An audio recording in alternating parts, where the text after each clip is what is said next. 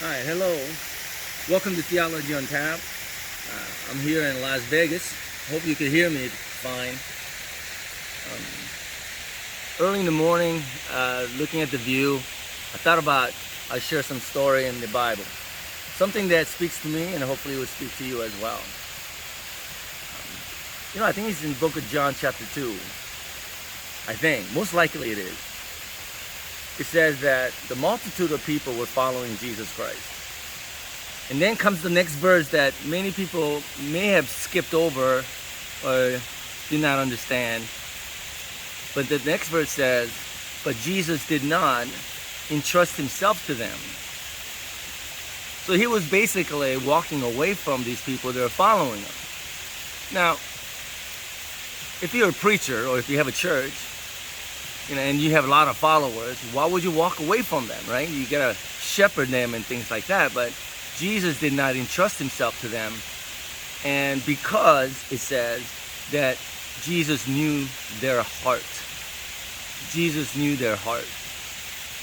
So there was a reason why they were following him. Maybe because he was doing all the miracles.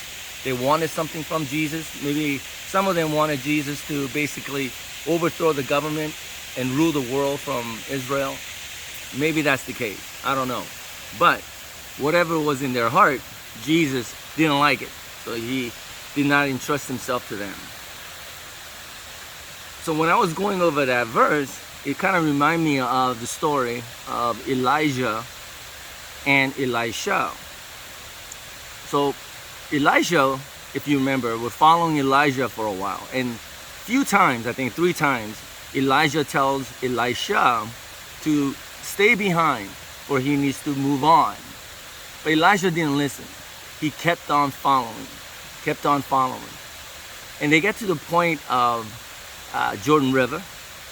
And one last time Elijah tells them, don't follow me, I must move on. But Elisha does continue to follow him. And don't know how they crossed the river because they're desert people, but it must have been difficult. But when they do get to the other side, the whole conversation changes. And this time, Elijah asks Elisha, what do you want from me? What do you want from me? And Elijah tells him, I want double the portion of the blessings that you got. So Elijah wanted more. And here comes the key verse. Elijah says, then keep your eye on me. And then they go through that, I don't know how long for sure, but they have this great conversation. I don't know exactly what they talked about, but Elijah probably was talking to Elisha about what it means to be a prophet or blessing him. But Elijah had his eye upon Elijah and was learning. And as they talked, that's when Elijah was taken away. Never died, taken away. So then Elijah takes up the staff that belonged to Elijah, and then he goes back. But this time, it was not difficult. It wasn't difficult.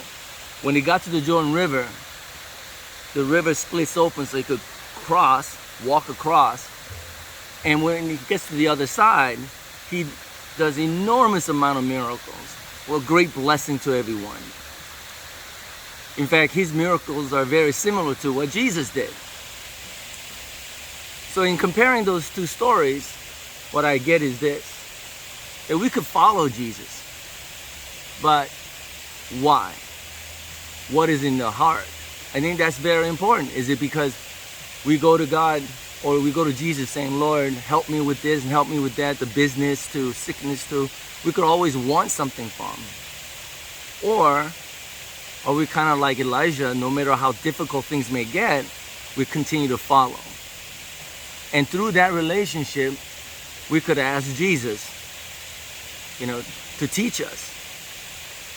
And maybe Jesus could say what Elijah said. What do you want? Right? Knowing that our heart is pure,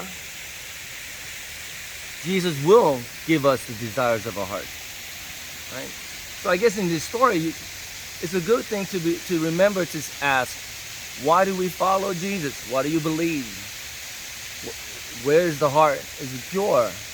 Or is it out of greed? Or, I don't know, selfishness or something else rather than being pure? I think it's a good question to ask, because the promise of Jesus is that he's going to sustain all things, and all things will come together in him, and he'll give us the desires of our hearts and the blessings. That is something that is promised to be given. So I think I'll conclude with this.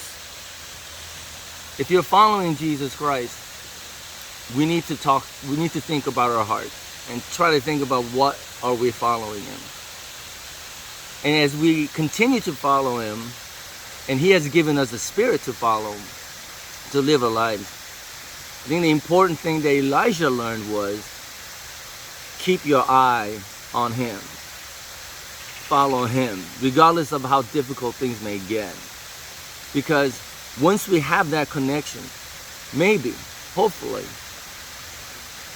as we walk, maybe the rivers may part so we could walk across. Maybe the Spirit would lead us to a place where we could, help people and heal people, so that things may get easier or a blessing to other people. I think something like that is a guarantee. But keep your eye upon Jesus Christ and him alone. Know that your heart is pure. It's not out of selfishness, but for his glory that we follow him. And I guess one last thing that